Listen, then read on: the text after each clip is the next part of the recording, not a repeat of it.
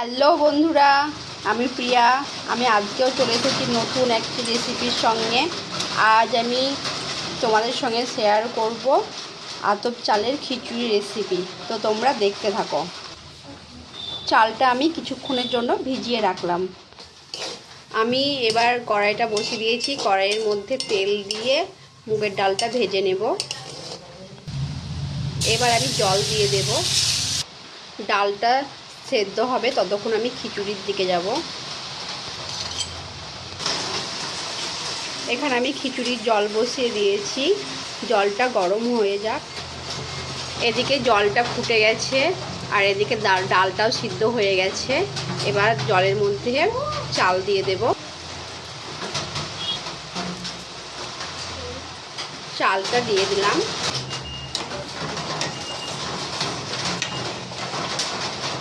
তেজপাতা দিয়ে দিলাম। তেল গরম হয়ে গেছে। এবার আমি আলুটা ভেজে নেব। ঠিকঠাকভাবে শুনতে পারছো কিনা বুঝতে পারছি না, কারণ এত জোরে বৃষ্টি হচ্ছে যে কিছু শোনাই যাচ্ছে না।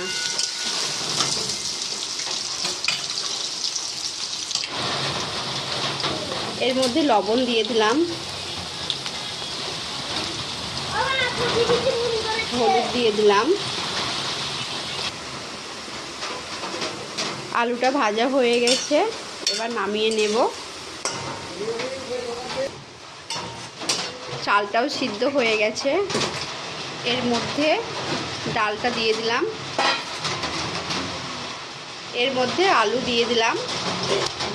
গরম জলও একটু দিয়ে দিলাম। লবণ দিলাম। বাদাম দিয়ে দেব।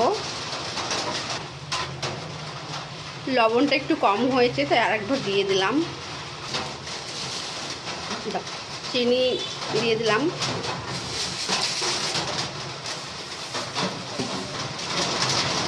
ঘি দিয়ে দিলাম।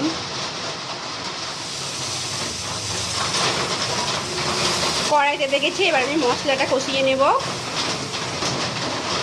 টমেটো দিয়ে দেব।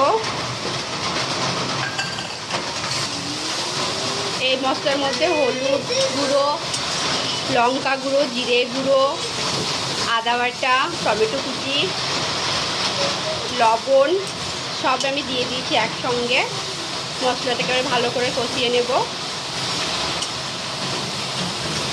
গরম জল দিয়ে দিলাম।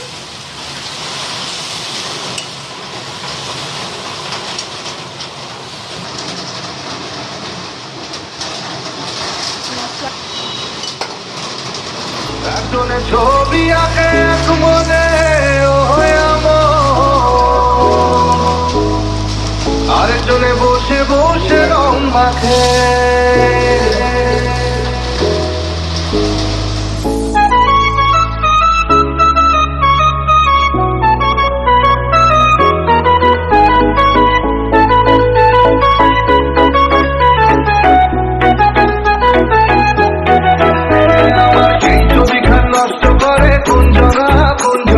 সেই ছবিখান নষ্ট করে কোনজনা কোনজনা।